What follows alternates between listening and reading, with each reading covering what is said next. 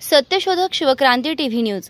ज्याची कोणी दखल घेत नाही अशा अन्याय, अत्याचार, भ्रष्टाचार, बेकायदेशीर काम होत असेल तर त्याची बातमी, आपल्याकडील विशिष्ट बातम्या, लेख, काही गुणीजन गुणवंत यांची यशोगाथा, समाज उपयोगी मार्गदर्शन, लेख, नोकरी विषयक बातम्या, वाढदिवस, रौप्य महोत्सव, सुवर्ण महोत्सव, अमृत महोत्सव, उद्योगधंद्यांचं उद्घाटन, यशस्वी उद्योगाची माहिती तसंच जाहिराती न घाबरता न लाजता आपले लिखाण पाठवा।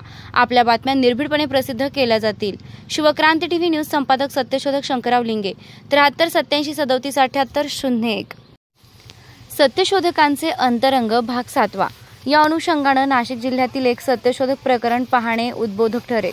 नाशिक जिल्ह्यातील पिंपळगाव बसवंतचे एक कडवे सत्यशोधक गणपतराव दादा मोरे यांनी नाशिक जिल्ह्यात सत्यशोधक मताचा प्रचार आणि प्रसार केला। प्रचारासाठी सत्यशोधक शाहीर भीमराव महामुनींचे भीमपुराण, सत्यशोधकी जलशा 1907 साली पिंपळगावी करविले। 1908 साली दिंडोरी तालुक्यातील मातेरेवाडी येथे एक सत्यशोधक मते विवाह लावला। शुक्रवार 5 एप्रिल 1912 रोजी सावळाराम दगडूजी घोलप आणि मानाजी दगडूजी कांबळे आदी सत्यशोधकांच्या सहकार्यानं दुसरे सत्यशोधक समाजाचे अधिवेशन नाशिक येथे भरविले। इसवी सन 1913 साली वणीकर, रावसाहेब थोरात आणि अन्य सहकाऱ्यांच्या समवेत अभा मराठा मोस्टली परिषद नाशिक येथे घेतली गेली। सामान्य वाचक वंचित राहिला, त्यामुळे या अध्यक्षांची बहुआयामी कारकीर्द चित्रित करण्यात मर्यादा पडल्या। अशा प्रतिकूल वातावरणातही नामदार भास्करराव जाधवांनी 700 व्यक्तींची सूची तयार केली। मात्र ही सूची आज उपलब्ध नाही। सत्यशोधकांच्या माहितीच्या दस्तऐवजांच्या कमतरतेमुळे साहजिक सत्यशोधकांचे अंतरंग शब्दबद्ध करण्याकडे फारसे कुणाचे लक्ष गेले नाही। आता मात्र एम.फिल आणि पीएचडीच्या सत्यशोधकांमुळे दिवंगत सत्यशोधकांना चांगले दिवस आलेले आहेत। इसवी सन 1873 पासून ते 2016 पर्यंत सत्यशोधकांनी सत्यशोधकी चळवळीत कार्यरत असताना हजारो सत्यशोधकी ग्रंथांची निर्मिती केली। ही ग्रंथ निर्मिती जवळपास स्वतःच्या हिमतीवर केली।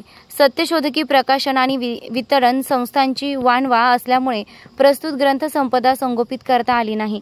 त्यांच्या बहुतांश वंशजांनी ही ग्रंथसंपदा वाऱ्यावर सोडली। काहींनी तर ती जाळून नष्ट केली, काहींनी लोखंडी पेटात बंदिस्त केली। त्याकडे अनेक वर्षे ढुंकूनही पाहिलं नाही। त्यामुळे कालौघात हे सत्यशोधक वाङ्मय दुर्मिळ झालं। पुढे काही सत्यशोधक म्हणवणाऱ्यांनी आपापल्या ग्रंथालयात दस्तऐवज बंदिस्त केले। त्यामुळे अस्सल साधनांची वानवा निर्माण झाली। त्यामुळे अस्सल दस्तऐवजांअभावी सत्यशोधक समाजाचा इतिहास, वाङ्मयाचा इतिहास, सत्यशोधक चरित्रकोश लेखनाचे कार्य रेंगाळत राहिले, उपेक्षित राहिले। सत्यशोधक डॉक्टर बाबासाहेब आंबेडकरांच्या नेतृत्वाखाली मार्च आणि डिसेंबर 1927 मध्ये महाड येथे मानव मुक्तीचा लढा लढला गेला। दुसऱ्या टप्प्यात तर विषमतेचं मूळ असलेल्या मनुस्मृती ग्रंथांचं जाहीर दहन करण्यात आलं।